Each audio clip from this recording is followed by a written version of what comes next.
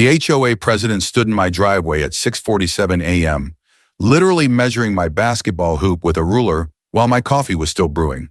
I'm there in my pajamas, steam curling from my mug, staring at Linda Carver and her two board henchmen as they record supposed violations with clipboards, tape measures, and phone cameras like they're processing a crime scene. The sharp October morning air stung my bare arms while I tried to wrap my head around the ridiculousness of it. "Mr. Reyes," Linda declared, her heels ticking against the concrete of my driveway. "This basketball hoop violates our neighborhood's aesthetic guidelines. You have 72 hours to take it down, or you'll be fined $500 per day." From my living room window, my 8-year-old daughter Lily watched with puzzled eyes, probably wondering why the angry lady hated her basketball time so much. What would you do if a control-obsessed neighbor showed up at sunrise measuring your property? Drop a comment if you've had HOA horror stories and tell me where you're tuning in from. My name's Daniel Reyes. I'm 34, I work as an electrician, and I spend my weekends repairing everything that falls apart in my house, which is basically everything, because I bought what the previous owner optimistically called a fixer-upper. 6 months ago, after my divorce was finalized, I moved into Willowbrook Estates for one specific reason. The place came with a huge driveway and backyard where my daughter Lily could play. Lily is 8, loves basketball more than ice cream, and stays with me every other week. The day we moved in, putting up that regulation basketball hoop was our first father-daughter project. We mixed the concrete, set the pole perfectly level, and she helped me tighten every single bolt. When we were done, she sank her first shot and did this little victory dance that made every blister on my hands totally worth it. Willowbrook Estates is one of those upper-middle-class subdivisions where every house looks like it was drawn up by the same architect having the same dull dream. 47 homes built in 2018, monthly HOA dues of $285, which by the way is one of the highest fees in the county. The scent of fresh mulch and the hiss of automatic sprinklers basically define the neighborhood. Como enter Linda Carver. Linda's been the HOA president for 3 years, and she runs the subdivision like it's her private kingdom. She's also a real estate agent, or was, but we'll get to that later. She lives in the largest house on the corner lot, drives a white BMW with vanity plates that read, "Sold for you," and keeps violation notices in her handbag the way other people carry breath mints. Here's what I didn't know. Before I bought my house directly from the owner, Linda had tried to list it twice. She missed out on about $12,000 in potential commission when that sale bypassed her. The bitterness of lost money apparently hangs around longer than bad coffee. Every Tuesday and Thursday morning, Linda makes her patrol rounds through the neighborhood. I'm talking clipboard, tape measure, cell phone camera, the full Inspector General Act. Since she took control of the board, she's handed out 73 violations in 12 months. The previous board? 12 violations total over 2 years.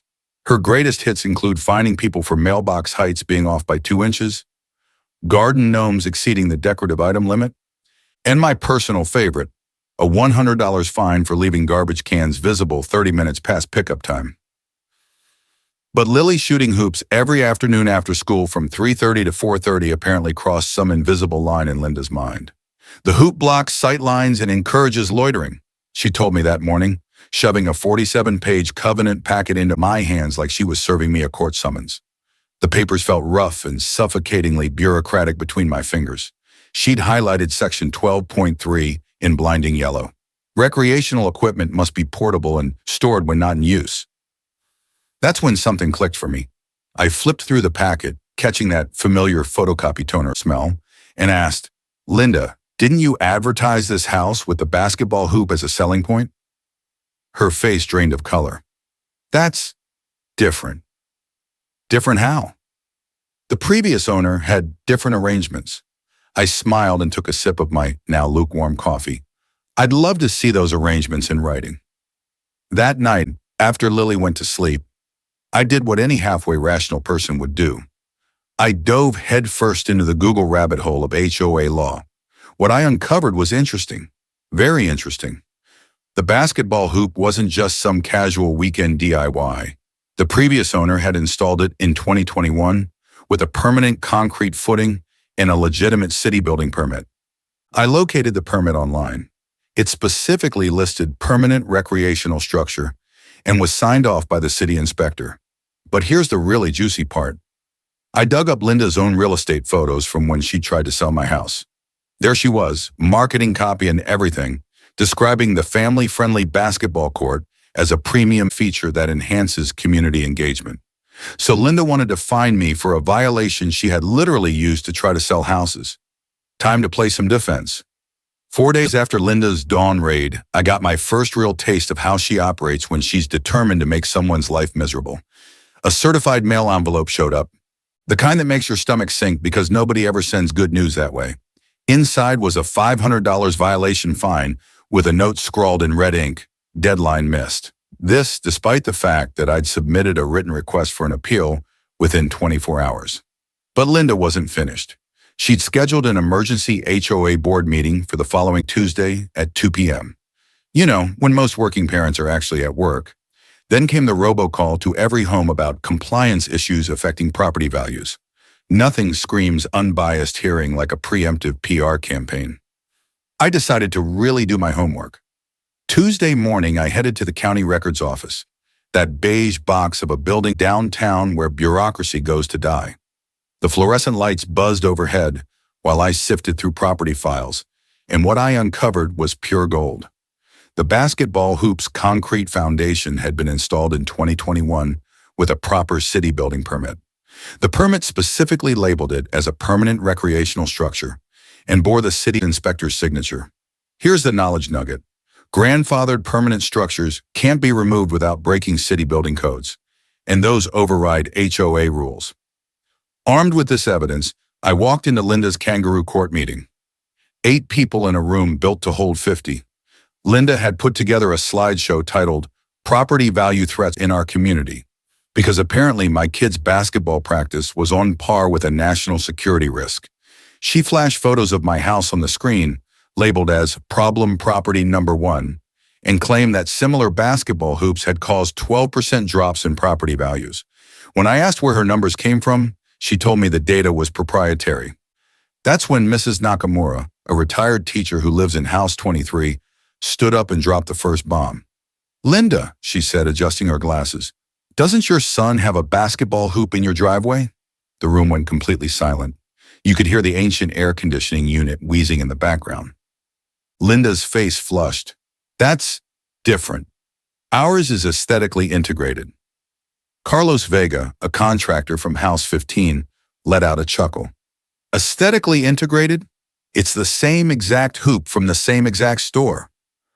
Rachel Porter, a nurse from House 8, spoke up. "My kids love playing with Lily. She's the most polite child in the neighborhood." I watched Linda realize she was losing control of her own meeting. The scent of her desperation was stronger than the stale coffee someone had brought in a thermos. So she pivoted badly.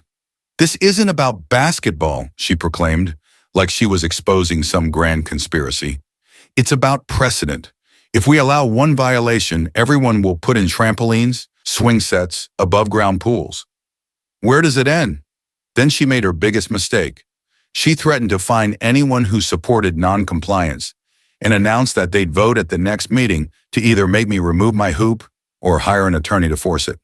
That's when I stood up. "Thank you all for coming out on a Tuesday afternoon," I said, meeting each neighbor's eyes. "I appreciate you taking time off work to talk about my daughter's basketball practice." I pulled out a manila folder, always bring props to these things, and went on. "I've done some digging into HOA law and found something interesting. Linda, you marketed my house with this basketball hoop as a selling feature." I pulled out her own real estate listing photos. "You described it as a premium, family-friendly basketball court that enhances community engagement." The room erupted. Mrs. Nakamura started laughing. Carlos Vega shook his head. Rachel Porter just stared at Linda. "So here's my question, Linda. I'm happy to keep talking about this, but first, why don't you explain to everyone why you were advertising covenant violations to sell houses?" Linda's face shifted from red to a deep purple. She grabbed her gavel, yes, she had an actual gavel, and slammed it down. "This meeting is adjourned." As people filtered out, Mrs. Nakamura walked up to me. "Linda tried to fine us for our garden gnomes last month," she whispered. said they violated height limits. Carlos Vega joined us. She's been going after anyone who didn't vote for her re-election. My work trailer supposedly breaks commercial storage rules. Rachel Porter nodded. My violation was Halloween decorations, past October 31st. That was it. I glanced at these three neighbors, decent people who just wanted to live their lives without being harassed, and something clicked. This wasn't about basketball hoops. This was about a bully who'd figured out how to weaponize bureaucracy. Time to level the playing field. Linda's retaliation came fast and petty, like a toddler chucking toys when they don't get their way. The very next morning, I got a call from the city building inspector. Mr. Reyes, we received a complaint about unlicensed electrical work at your property. I almost choked on my breakfast cereal. I am a licensed electrician, I said. That's literally what I do for a living. Yes, sir. We realized that pretty quickly. The complainant seemed unusually enthusiastic. Then came violation and notice number 2. My work van supposedly violated commercial vehicle restrictions. Linda claimed commercial vehicles were banned from driveways between 6 p.m. and 8 a.m. My electrician van, with a company logo and tools inside, was now an eyesore threatening the neighborhood's delicate visual harmony. But Linda wasn't done playing whack-a-mole with anyone who dared support me. Mrs. Nakamura got cited for garden gnomes exceeding height rules. Carlos Vega got slapped for his work trailer being commercial storage. Rachel Porter received a fine for Halloween decorations displayed past October 31st, and it was November 2nd. The pattern was obvious. Help Daniel get punished. That's when I decided to fight back with public records requests. I spent my lunch break at City Hall filing paperwork for every HOA complaint made in the last 2 years. The clerk, a friendly woman who smelled like vanilla and wore cat-shaped earrings, slid a stack of documents across the counter that told a very clear story. Linda had filed 23 complaints with the city in 8 months. The previous HOA board had filed 3 complaints, total over 5 years. Either Willowbrook Estates had suddenly turned into a hotbed of wrongdoing, or Linda had a serious obsession with control. But her commercial vehicle stunt was where she really overplayed her hand. I spent an evening digging through state HOA law, the kind of thrilling Tuesday night most people spend binging Netflix. What I discovered was beautiful. State right-to-work statutes specifically protect tradespeople from HOA vehicle restrictions tied to their primary employment. Here's the knowledge nugget.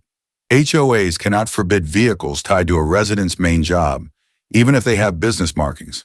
Those laws exist precisely to prevent discrimination against blue-collar professionals. And it got even better. Linda's own car broke the same logic she was trying to use against me.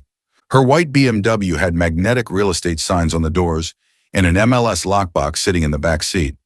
If my electrician van counted as a commercial vehicle, then her rolling real estate office definitely did. I started documenting everything, every violation, every fine, every ridiculous complaint. Then I created a shared Google Doc called Willowbrook HOA Violation Tracker and invited all the neighbors to log their experiences. The response was instant and brutal. Within 48 hours, 14 households had reported 31 violations in the past year. Linda's board had issued $18,700 in fines. The previous board's total over 3 years, $1,200. The pattern couldn't have been clearer. Question Linda's authority, and she tried to fine you into submission. Linda called another emergency board meeting to address what she labeled resident harassment. The irony was thick enough to spread on toast. Mr. Reyes is organizing against lawful HOA governance, she declared to the 4 people who bothered to show up. We need new rules preventing residents from coordinating complaints against board decisions. That's when I stood up with my neatly organized folder. Every violation notice, every fine, every complaint. Chronological, tabbed by color, because electricians like systems that work. Linda, I said, I've been speaking with an HOA attorney. Her face went pale. Turns out you've been violating state HOA governance statutes. Required 10-day notice for fine hearings, never given to anyone. Board meetings scheduled at times that exclude working residents. That looks a lot like discrimination. Using fines as a revenue stream instead of actual enforcement, also illegal. I let the silence stretch for a second, while the old air conditioning unit hummed overhead. So here's what's going to happen. I'm not taking down my basketball hoop, but I am taking down this board. Linda's voice cracked. You can't do that. Actually, I can. It's called a petition for board removal. It needs signatures from 30% of homeowners. I smiled. I already have 42%. The room went so quiet you could hear pens tapping. Oh, and Linda, about all those fines you've been collecting. When an HOA board oversteps its authority, individual board members can be held personally responsible for damages. That's when Linda made her worst blunder yet. I'll destroy you, she hissed. And that's when I knew I had her exactly where I wanted her. When someone threatens to ruin you during an HOA meeting, you know they're officially off the rails. But Linda still wasn't done proving just how unhinged she could get. The following week, she hired a $400 an hour HOA attorney using community funds. No vote, no notice, no permission whatsoever. The cease and desist letter arrived via FedEx, demanding I stop interfering with HOA operations. The fancy letterhead looked impressive until you realized it was just an expensive way of saying, please stop exposing how bad we are at this. Her nuclear move, though, was placing a lien on my house for unpaid fines. $2,100 and climbing, she claimed. I found out about it when I tried to refinance Lily's college savings account, and the bank told me there was a cloud on my title. Here's another knowledge nugget. Wrongful liens can make HOA board members personally liable for damages, attorney fees, credit repair, and more. That lien made it personal. I booked a consultation with an HOA specialist attorney named Elena Vasquez. Her office smelled like fresh coffee and victory. This is the worst HOA abuse case I've seen in 15 years, Elena said, flipping through my evidence. Your neighbor has violated 12 different state laws. Potential damages range from $25,000 to $50,000, plus legal fees.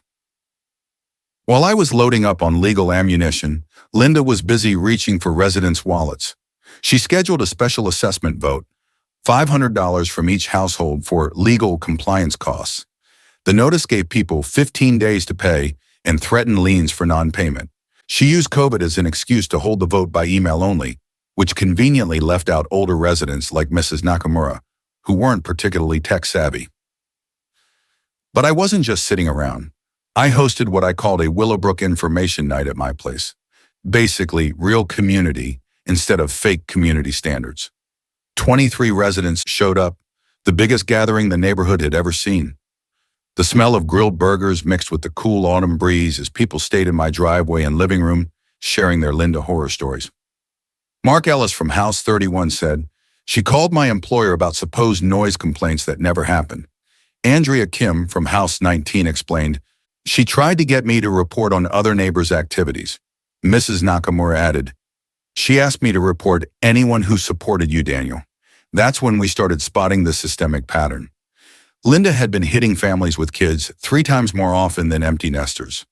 Single parents had violations 73% of the time. Households with non-white residents, 78% violation rate. Meanwhile, Linda's friends and supporters had received 0 violations. None. But the real smoking gun came from an unexpected place. Mrs. Nakamura found a crumpled piece of paper in the street after garbage pickup day, Linda's handwritten notes from 6 months back. Target list, divorced dad, basketball, old teacher, gnomes, contractor, truck, nurse, decorations. And at the bottom, goal, 8-10 house turnover, this year $950K plus commissions. Linda had been treating our quiet subdivision like her personal real estate farm. I built a spreadsheet charting violations by household demographics. The data was devastating. Single parents, 73% hit with violations. Families with children, 68%. Non-white households, 78%. Elderly residents, 23%. Linda's inner circle, 0%. This wasn't just random HOA overreach. It was organized discrimination with a profit motive. Elena reviewed the new information during an emergency follow-up meeting. Daniel, this isn't just HOA overreach anymore, she said. We're now talking potential civil rights claims under the Fair Housing Act, real estate fraud for unlicensed activity, and even possible RICO exposure for using an official role to run an illegal business scheme. When I presented these findings to our neighborhood group, the reaction was immediate and unified. 32 residents showed up to the emergency gathering, more people than Linda had ever managed to pull for any official meeting. The collective aha was practically audible. Mrs. Nakamura slapped the table. She told me my home would be easier to sell without my garden gnomes, Mark Ellis said. She suggested we might want a fresh start in a new neighborhood, right after we got our violation notice. Andrea Kim added, she handed me her business card when she delivered the fine. Carlos Vega raised his phone. I recorded our talk when she offered to make my trailer violation disappear if I bid on HOA projects. It's a one-party consent state, so the recording is legal. That's when we truly grasped the scale of Linda's operation. She wasn't just a power-tripping HOA president. She was using her position to harass people into selling their homes so she could cash in on the sales. The room went quiet except for the soft hum of my refrigerator and the faint sound of Lily bouncing her basketball in the backyard. So what do we do? Mrs. Nakamura asked. I looked around at 32 neighbors who had been systematically targeted, fined, and intimidated by someone they trusted to represent them. We don't just remove Linda from the HOA board, I said. We remove her from real estate altogether. And that's when we started planning something Linda never saw coming. My kitchen turned into mission control for what we started calling Operation Court Redemption. The smell of fresh coffee mixed with printer ink as my dining table disappeared under piles of HOA documents, legal notes, printed emails, and construction sketches. Our core team felt like the cast of some underdog community movie. Me, Daniel the electrician, Carlos the contractor, Mrs. Nakamura, the retired teacher who'd somehow evolved into our intelligence expert, and attorney Elena Vasquez, who agreed to help pro bono because, in her words, she'd never seen HOA misconduct this outrageous in 15 years. Elena laid out our three-pronged legal strategy while Rachel Porter took notes in handwriting so neat it could have been a font. First, a civil lawsuit against Linda personally for harassment, fraud, and discrimination. Second, a criminal referral to the district attorney for her unlicensed real estate activity and misuse of HOA funds. Third, a federal fair housing complaint for discriminatory enforcement patterns.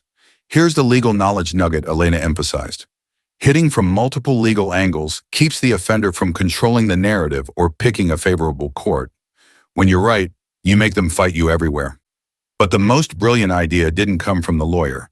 It came from Carlos. He spread out construction blueprints across my counter and said, Daniel, instead of removing your hoop, what if we build something Linda can't possibly argue with? His plan was jaw-droppingly simple and genius. Turn my entire backyard into a regulation community basketball court, full-size court, pro-level hoops, lighting, even small bleachers. Estimated cost, $35. $45K, Carlos offered to build it at cost. Community recreational facilities are completely allowed under city code, he explained. And HOA covenants actually encourage activities that benefit the whole neighborhood. She can't argue against something that brings everyone together. The technical part was straightforward, 94 feet by 50 feet for a standard court. My lot was 120 by 80, concrete base, drainage, electrical work for lighting, and enough distance from property lines to meet code requirements. Here's the DIY knowledge nugget. Community improvement projects are often exempt from HOA restrictions because they're not for personal use. They're for everyone. Well, Mrs. Nakamura organized what she proudly named the Documentation Task Force. Every fine, violation, and harassment incident was logged with dates, photos, and witnesses. Mark Ellis handled video testimonies from affected neighbors. Andrea Kim took charge of our social media messaging with the hashtag #WillowbrookUnited. Funding the project ended up being easier than expected. I had $28,000 saved for my divorce settlement for Lily's future. A GoFundMe titled Help Dad Build Dream Court after HOA harassment raised another $12,000 in 2 days. Local businesses started offering discounts once they heard our story. But my favorite part was the psychological strategy. Mrs. Nakamura nailed it. Linda's power comes from isolating people. So what if we show her the exact opposite? We ordered yard signs reading "We support our neighbors" and placed them on lawns throughout the subdivision. 34 homes displayed them by nightfall. The visual statement was undeniable. Linda's house was literally the only one without a sign. Meanwhile, Elena handled the permit side. City planning confirmed that residential basketball courts were fully allowed with proper permitting. Even better, expansions of grandfathered permanent structures, like my concrete hoop base, were protected under law. That meant the HOA had even less say than before. Our timeline was aggressive. File the lawsuit in week 1, do press interviews in week 2, submit the permit application simultaneously, start construction by week 3, and host a community tournament by week 6. Linda will escalate before she collapses, Elena warned us. Expect her to lash out, possibly hard. We prepared. If Linda filed an injunction, we had legal counterarguments ready. If she went to the police, we had documented proof disproving every claim. If she tried vandalism, Carlos had already installed motion-activated security cameras around the backyard. The hardest part wasn't legal or logistical. It was emotional. I sat Lily down one evening as she practiced free throws.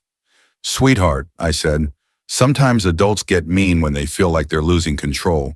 We're fixing the problem, but it may get bumpy first." Lily paused, holding her basketball against her hip. "Daddy, maybe we should ask Miss Carver to play basketball with us. Maybe she's just lonely." And that's when I realized my kid had more emotional intelligence in her little finger than most of the adults involved. Sunday evening, our team gathered for one final prep meeting. Elena walked in with an update that changed everything. "Linda's attorney withdrew representation," she said. "He reviewed the evidence and wants nothing to do with this mess." She flipped her folder closed. "She's going to represent herself now. Legally speaking, that's like doing surgery on yourself. Catastrophic and painful. When attorneys abandon their clients, it means one thing: the case is hopeless. Time to break ground." Monday morning at exactly 7, Carlos's crew arrived with concrete trucks. The rumble of engines and the beeping of reversing vehicles echoed through the neighborhood like a declaration of freedom. Neighbors poured out of their homes, watching with coffee cups in hand. Kids circled the equipment on bikes, families chatted on driveways, and Mrs. Nakamura sat on a folding chair like she was enjoying a parade. Even the mailman stopped to ask what we were building.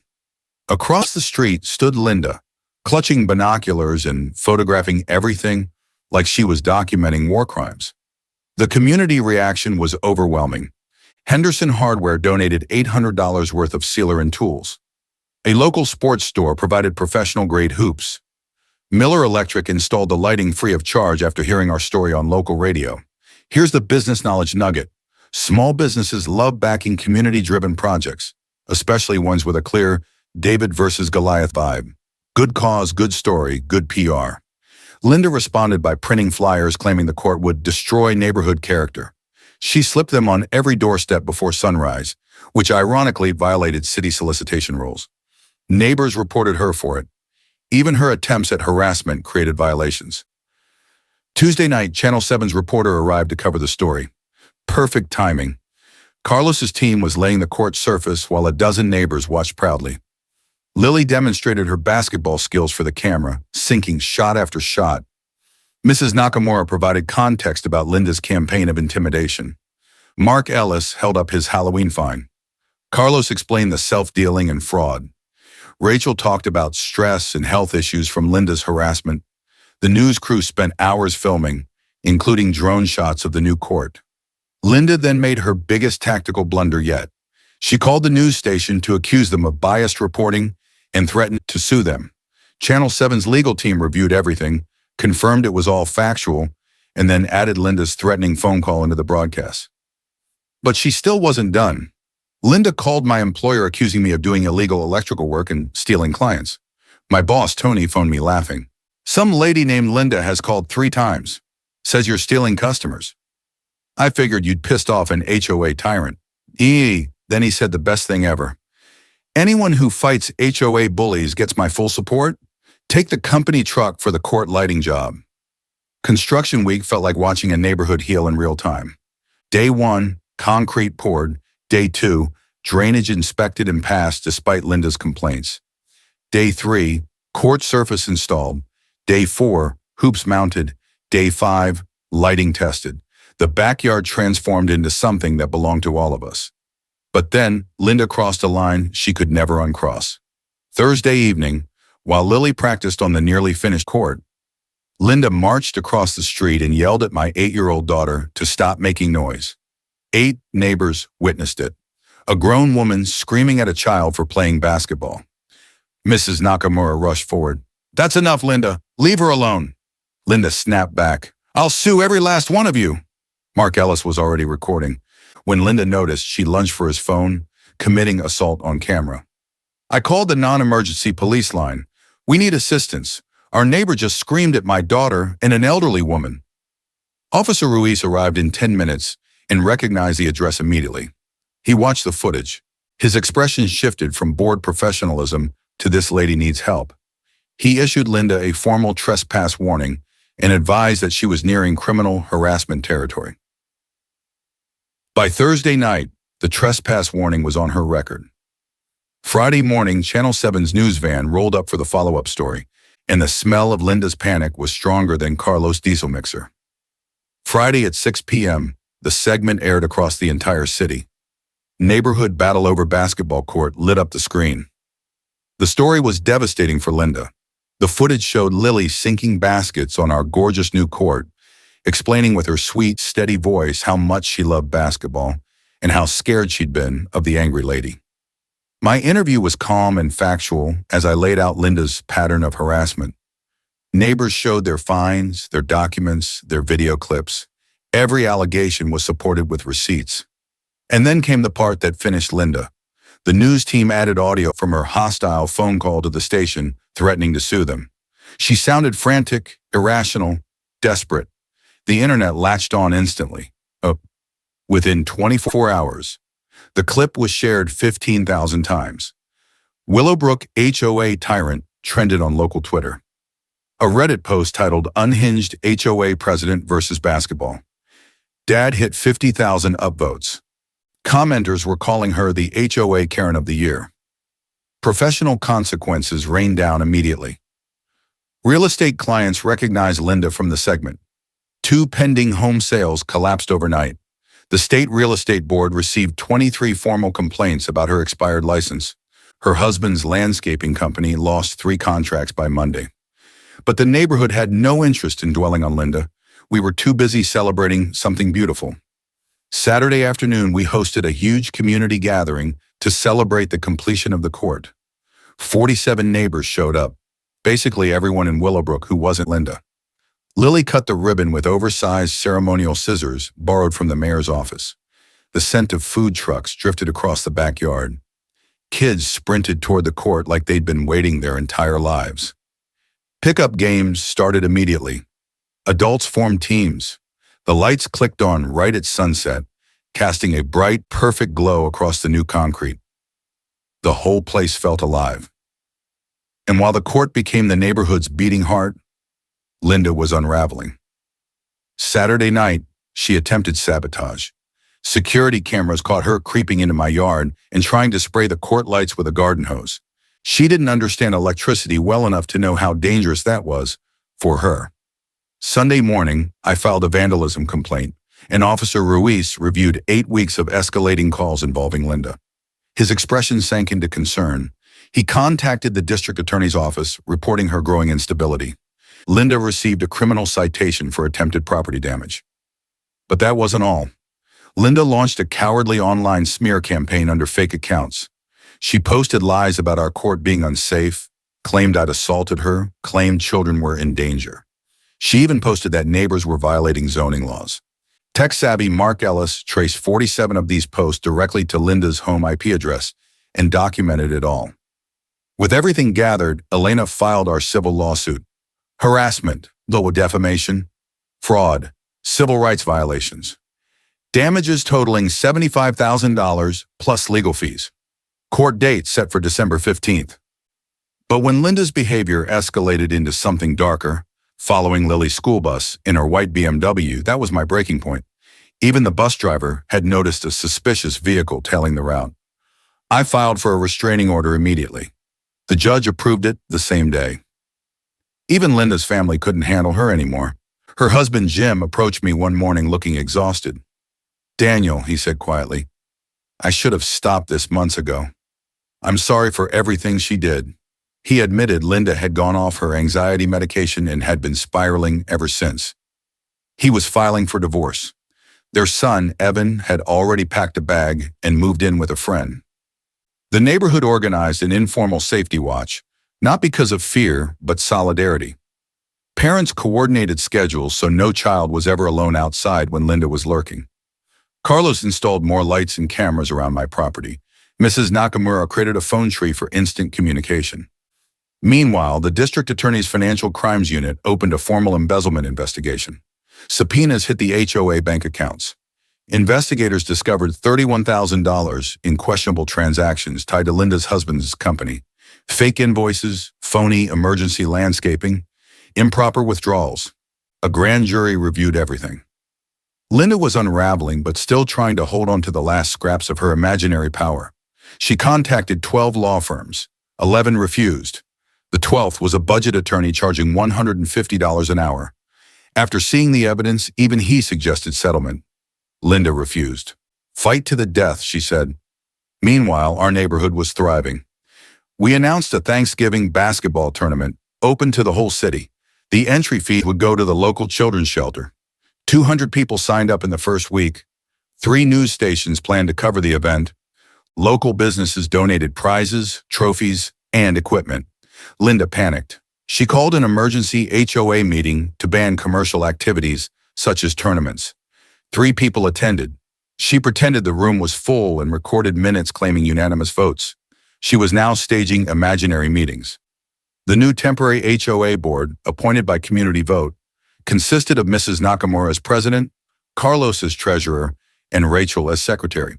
They immediately reversed Linda's illegal decisions and cleaned up years of mismanagement. Channel 7 returned for a segment titled "Residents Rebuild Community After HOA Misuse." They interviewed the new board, filmed happy families playing on the court, and contrasted it with Linda's complete isolation. The message was loud and clear. The neighborhood was better without her. But I should have known Linda would try one last desperate move. Thanksgiving tournament day arrived with crisp November air and the kind of sky that makes everything feel sharper. At 8 a.m., 240 participants from across the city gathered. The mayor made the ceremonial first shot. Kids wore custom shirts, adults organized brackets. The smell of breakfast burritos wafted from food trucks. Lily proudly wore a bright red jersey labeled Court Builder. By 2 p.m., the event was a massive success. Families were laughing, kids were playing, neighbors were cheering. Everything Linda claimed the court would ruin. Then she appeared. Linda marched straight onto the court with her discount attorney trailing behind her. She interrupted an active game in front of 150 people. "This tournament is illegal," she screamed. "You're violating an emergency injunction." There was no injunction. She demanded the tournament be shut down and tried to confiscate the basketball hoops, shouting that they were HOA property. They weren't. I calmly pulled out my documentation binder. Yes, I still carried it, and showed receipts proving every dollar came from personal savings and donations. Linda's attorney looked horrified. He realized she had lied to him about almost everything and began slowly backing away. Then Linda snapped. She screeched at children to get off her property. She jabbed her car keys into basketballs, trying to deflate them. She lunged at the Channel 7 camera crew, trying to grab equipment. Carlos stepped between her and the cameras to stop her from committing assault on live television. That's when Detective Morrison stepped forward. "Linda Carver, you are under arrest for embezzlement, fraud, harassment, and stalking." Handcuffs clicked around Linda's wrist in front of the entire neighborhood, the mayor, 3 news crews, and dozens of cheering families. Her charges included $31,000 in fraudulent HOA transactions, unlicensed real estate activity, criminal harassment, vandalism, stalking. Her bail was set at $25,000. A permanent restraining order was granted automatically. Court date scheduled for December 20th. As officers escorted her away, children asked why the mean lady was crying. Lily told the reporter, "Now everyone can play basketball without being scared." The tournament resumed as if the storm had finally passed.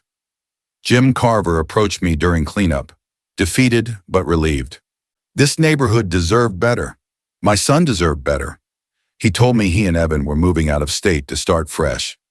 That evening, as the sun dipped behind the houses, the final game became an exhibition match. Lily's team versus the local high school varsity players. She scored 12 points and made the final basket. The crowd erupted. Detective Morrison stayed to give us updates. Linda had also been caught committing tax fraud. She was facing 5 years. As I sat on the bleachers, watching Lily practice free throws under the same lights Linda tried to sabotage, I realized the truth. This had started as one dad defending his daughter's joy. It ended as a community defending itself from a bully. And sometimes the best revenge is simply building something beautiful. 3 months later, February arrived with those crisp winter evenings where basketballs echo across the neighborhood like music. The court lights glowed against the bare trees, and the sound of kids laughing had become the unofficial anthem of Willowbrook. By then, Linda had pleaded guilty to embezzlement. The judge sentenced her to 18 months in state custody. She served 4 before being released on probation and ordered to complete 500 hours of community service. The irony: she now spends her Saturdays picking up trash in public parks, usually right next to actual community basketball courts. The $47,000 in restitution was paid through the court-ordered sale of her house.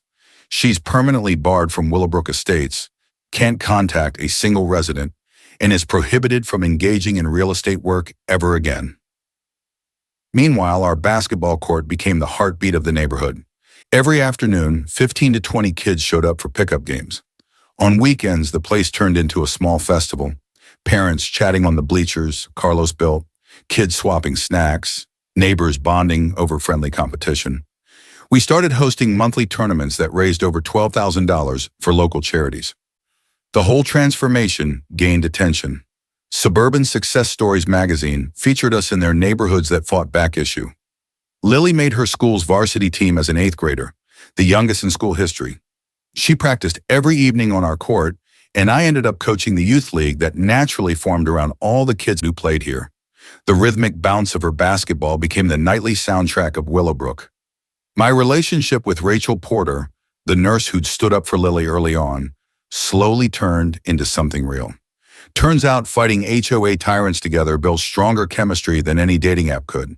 We're taking things slow, but Lily adores her, especially since Rachel brings the best post-game snacks and cheers like a one-woman pep squad. Mrs. Nakamura transformed from our neighborhood intelligence analyst into its historian.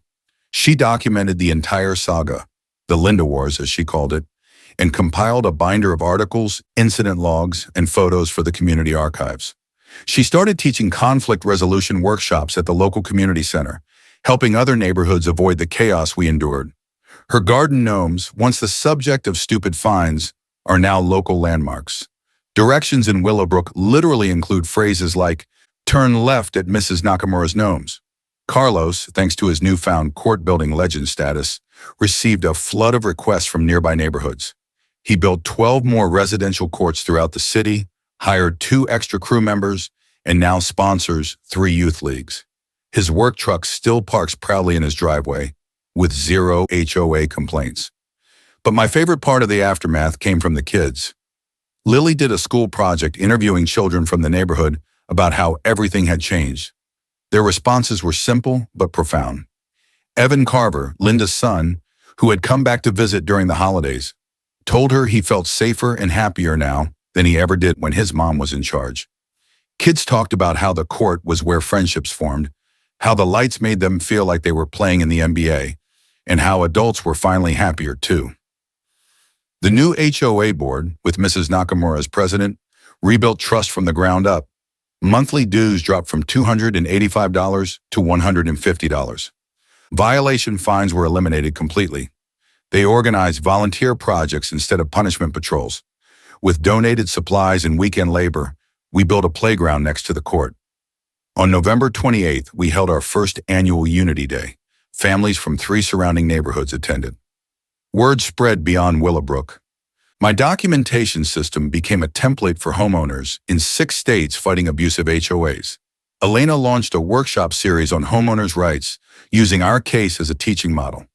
Our evidence was cited in 3 other lawsuits involving HOA abuse. State lawmakers even drafted an HOA reform bill inspired by what happened in our neighborhood.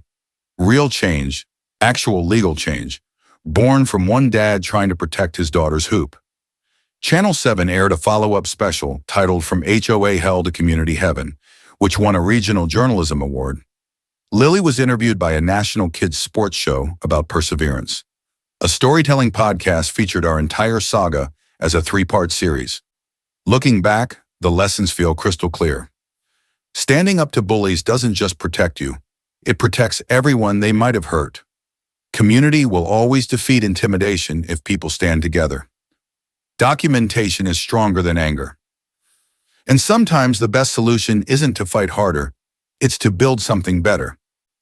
One evening, as Lily practiced foul shots under the LED lights, she turned to me and said, "Daddy, I learned something. Mean people are usually just scared people. But scared people can still hurt you, so grown-ups have to stop them. And basketball makes everything better." Last week, I got a call from a homeowner in a nearby subdivision. Their HOA president was ordering them to remove their kid's swing set. "Sir," he said, "I heard you're the guy who beats crazy HOA presidents." I looked at our court glowing softly in the dark. Kids laughing, neighbors talking. Mrs. Nakamura organizing her clipboard for our next tournament. Lily sinking shot after shot, her ponytail bouncing with every jump. "Well," I told him, "I do know a thing or two about that."